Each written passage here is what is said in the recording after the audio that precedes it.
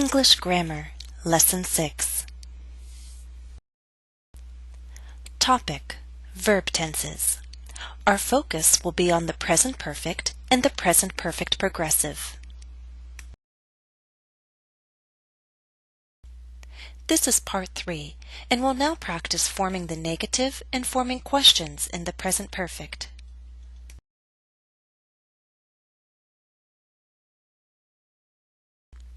How do we form the negative in the present perfect?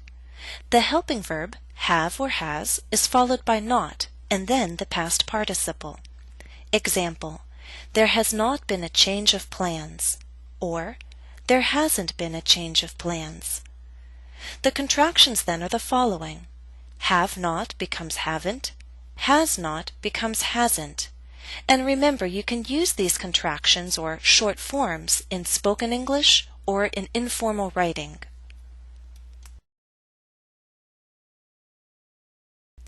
Exercise 1. Complete the statements with negative verbs in the present perfect. Number 1. Read the statement to yourself, and then I'll tell you the answer. Answer: my husband and I don't go to many formal events. He hasn't worn a tuxedo in years. Number 2.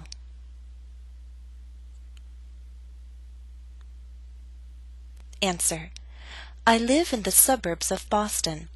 I haven't gone downtown for almost a month. I don't have much reason to travel far from home. Number 3.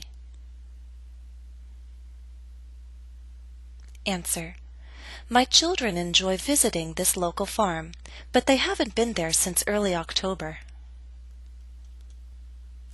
Let's talk about forming questions. We'll begin with yes/no questions. Here's the structure. Use the helping verb, have or has, plus the subject, plus the past participle. Let's look at 2 examples. Have you taught children? Has she studied other languages? Watch the answers. We can use short answers to these yes/no questions. They are: yes, I have, or no, I haven't. Yes, she has, or no, she hasn't. So it's not necessary to give a full answer with the past participle.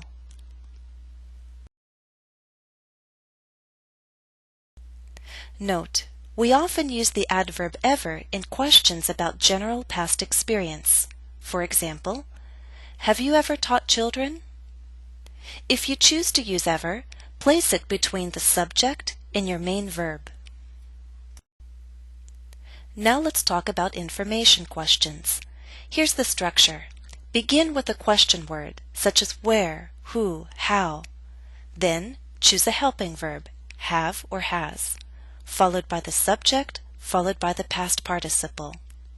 This structure is used in the first 2 examples below. Where have you traveled? Who have you traveled with?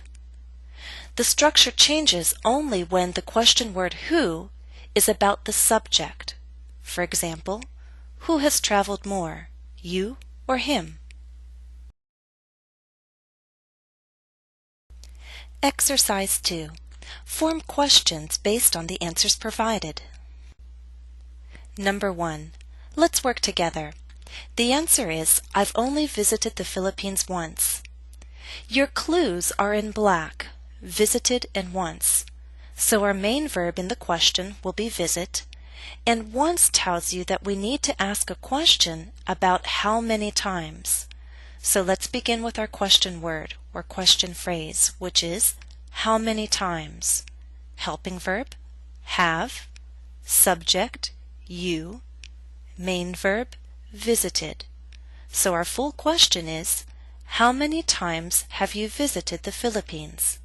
Answer: I've only visited the Philippines once. That's the sad truth, but hopefully I'll make another visit in the future. Number 2.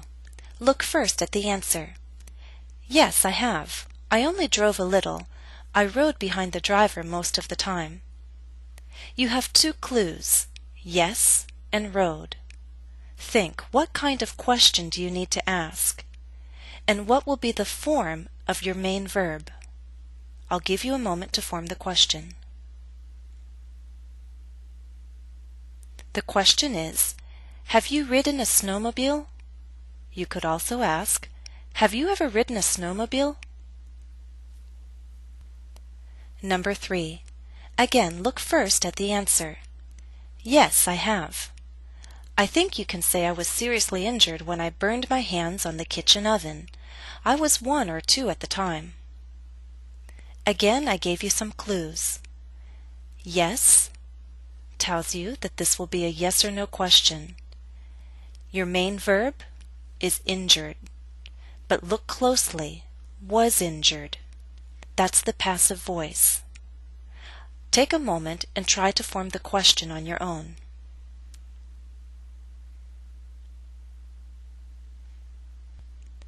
The question is, have you ever been seriously injured? And yes, that is me in the photograph with bandaged hands as a little girl. This is a true story. I did burn my hands on the kitchen oven. I think this is a good time to pause and review. Let's see what you remember from earlier parts of this lesson. Why do we use the present perfect? There were 3 reasons we looked at. The first reason is to state that something began in the past and continues to the present. The second reason is to express an unfinished period of time. An action likely happened repeatedly and may happen again.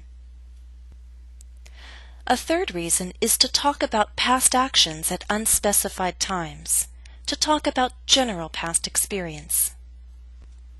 Now let me present one more reason. This will be our 4th reason for using the present perfect. We also use the present perfect to report events that happened in the recent past. So we can talk about the distant past, meaning a long time ago, and the recent past, a short time ago. Here are 2 examples. The first, there's been a change of plan. So the change took place recently, perhaps just yesterday. Second example, congratulations, you've just won $1 million. So this news is very recent. The event is recent. The effect or effects of that recent event are still seen or are still felt in the present. For example, when I say there's been a change of plan, perhaps the change took place yesterday, but that means today things are very different. They're different from what we expected they would be. And if you've just won $1 million, perhaps you won that money yesterday, and you still have that money today.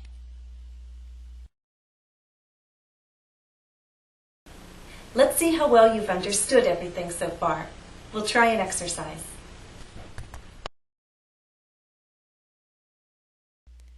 Exercise 3. Read the statement and then answer the question. Number 1. Have you seen any good films lately? Your answer can be very short and very general. Yes, I have. Or, no, I haven't. But if you choose to give me specific information with specific times and dates, then you need to use the simple past. For example, yes, yesterday I saw a very interesting film. Number 2. How many English language videos have you watched in the past 3 days? Your answer should use the present perfect. For example, I've watched 3 videos. Number 3.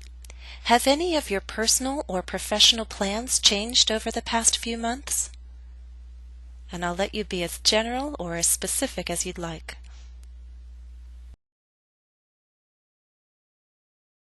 We're not quite done yet. Please go on to the last part of this lesson. Be sure to watch part 4. We're going to practice using time expressions, and I'll finally explain when we use the present perfect progressive. I'll see you there.